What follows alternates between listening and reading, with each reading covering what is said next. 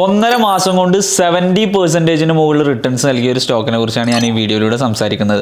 Bombay stock exchange അഥവാ BSE. നമ്മൾ August മാസം 6-ാം തീയതിയാണ് BSE എന്ന് പറയുന്ന സ്റ്റോക്ക് ഇൻസ്റ്റാഗ്രാം റീലിലൂടെ ഷെയർ ചെയ്യുന്നത്.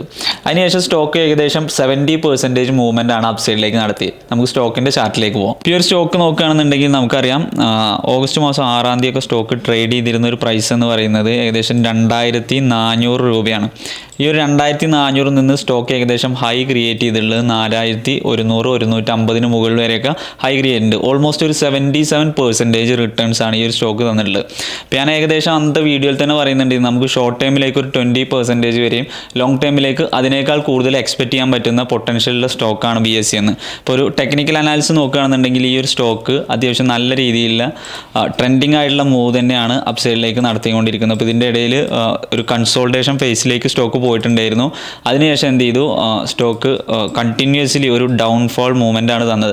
അപ്പോൾ ഈ ഒരു ഏരിയയിൽ നമ്മൾ പ്ലോട്ട് ചെയ്ത് കഴിഞ്ഞാൽ ഇവിടെ ഒരു കൺസോൾട്ടേഷന് ശേഷം ഒരു റിവേഴ്സൽ ട്രേഡാണ് ഞാൻ നിങ്ങൾക്ക് ഷെയർ ചെയ്ത് തന്നിട്ടുണ്ടായിരുന്നത്. നമുക്ക് പലതരത്തിൽ ട്രേഡ് മെത്തേഡ്സ് ഉണ്ട്. ഇപ്പോൾ നമുക്ക് ട്രെൻഡിങ് ആയിട്ടുള്ള, അതായത് അപ്പ് സൈഡിലേക്ക് മാത്രം മൂവ്മെൻറ്റ് പോകുമ്പോൾ നമുക്ക് ട്രേഡ് എടുക്കാൻ പറ്റും. അതേപോലെ തന്നെ ഡൗൺ സൈഡിലേക്ക് സ്റ്റോക്ക് വരികയാണെന്നുണ്ടെങ്കിൽ അവിടെ നമുക്കൊരു ട്രെൻഡ് ലൈനൊക്കെ പ്ലോട്ട് ചെയ്തതിന് ശേഷം ഓപ്പോസിറ്റ് സൈഡിലേക്ക് അല്ലെങ്കിൽ റിവേഴ്സൽ സൈഡിലേക്ക് പോകുന്ന രീതിയിലുള്ള ട്രേഡ്. അപ്പോൾ നിങ്ങൾ നോക്കുകയാണെന്നുണ്ടെങ്കിൽ BSEയുടെ ചാർട്ട് എടുക്കുകയാണെന്നുണ്ടെങ്കിൽ ഞാൻ ഡെയിലി വീക്ക്ലി ടൈം ഫ്രെയിമിൽ ഒരു പ്രോപ്പർ റിവേഴ്സൽ സ്ട്രക്ചർ, ഈ ഒരു ഏരിയയിൽ നിന്നൊരു പ്രോപ്പർ റിവേഴ്സൽ സ്ട്രക്ചർ പ്ലോട്ട് ചെയ്തു. ആ ഒരു ലൊക്കേഷനെ ബേസ് ചെയ്തിട്ട് അവിടെ എന്ത് ചെയ്യണം, ആ ഒരു ഏരിയ ബ്രേക്ക് ചെയ്യാൻ സാധ്യതയുള്ള ഒരു ടൈമിലായിരുന്നു ഞാൻ നിങ്ങൾക്ക് സ്റ്റോക്ക് ഷെയർ ചെയ്തിട്ടുണ്ടെന്ന്.